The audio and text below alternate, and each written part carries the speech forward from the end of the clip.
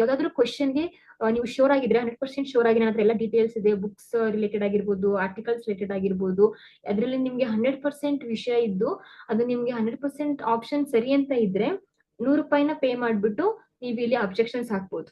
Okay, so objections ಹಾಕಕ್ಕೆ just 2 days ಮಾತ್ರ time ಕೊಟ್ಟಿದ್ದಾರೆ. ದಟ್ ಈಸ್ ಇವತ್ತು 26 ಅಂದ್ರೆ 27, 28, 29 3 ಡೇಸ್ ಟೈಮ್ ಕೊಟ್ಟಿದ್ದಾರೆ. ಸೊ ಅಷ್ಟರೊಳಗಡೆ ನೀವು ಯಾವ ಪೇಪರ್ ಅಂತೆಲ್ಲ ಮೆನ್ಷನ್ ಮಾಡಿ, ಯಾವ ಕ್ವಶನ್ ನಂಬರ್, ಯಾವ ಆಪ್ಷನ್ಸ್ ಮೇಲೆ ಡೌಟ್ ಇದೆ ಎಲ್ಲಾನು ಅಬ್ಜೆಕ್ಷನ್ಸ್ ಅಲ್ಲಿ ಹಾಕಿ ನೀವು ಸಬ್ಮಿಟ್ ಮಾಡಬೇಕಾಗಿರುತ್ತೆ. ಸೊ ಉಳಿದ 17 ವಿಷಯಗಳ ಕೀ ಉತ್ತರಗಳನ್ನು ದಿನಾಂಕ 27/11/2024 ಪ್ರಕಟಿಸಲಾಗುವುದು. ಸೊ ಇಲ್ಲಿ ಎಲ್ಲಾ ಸಬ್ಜೆಕ್ಟ್ಸ್ ಕೀ ಆನ್ಸರ್ಸ್ ರಿಲೀಸ್ ಮಾಡಿಲ್ಲ. 17 ಸಬ್ಜೆಕ್ಟ್ಸ್ ಇನ್ನು ಪೆಂಡಿಂಗ್ ಇಟ್ಟಿದ್ದಾರೆ. ಸೊ ಅದನ್ನ ನಾಳೆ ರಿಲೀಸ್ ಮಾಡ್ತಾರೆ. ಸೊ ಆಕ್ಷೇಪಣೆಗಳನ್ನು ಸಲ್ಲಿಸುವ ಸಂದರ್ಭದಲ್ಲಿ ಪ್ರತಿಕ್ರಿಯೆ ವಿಷಯ, ಸೊ ನೀವು ಯಾವ್ದನ್ನ ರೆಸ್ಪಾನ್ಸ್ ಮಾಡಬೇಕು ಅದರದ್ದು ವಿಷಯ, ಸಬ್ಜೆಕ್ಟ್, ಪರೀಕ್ಷಾ ದಿನಾಂಕ, date, version, paper version, that is version code, then ಪ್ರಶ್ನೆ ಸಂಖ್ಯೆಗಳ ವಿವರಗಳನ್ನು ಹಾಗೂ ಪೂರಕ ದಾಖಲೆಗಳನ್ನು PDF ರೂಪದಲ್ಲಿ ಸಲ್ಲಿಸಬೇಕು. ಸೊ ನಿಮ್ಮ ಹತ್ರ ಏನ್ ಡಾಕ್ಯುಮೆಂಟ್ಸ್ ಇರುತ್ತೆ, ಅದು ಬುಕ್ ಆಗಿರ್ಬೋದು,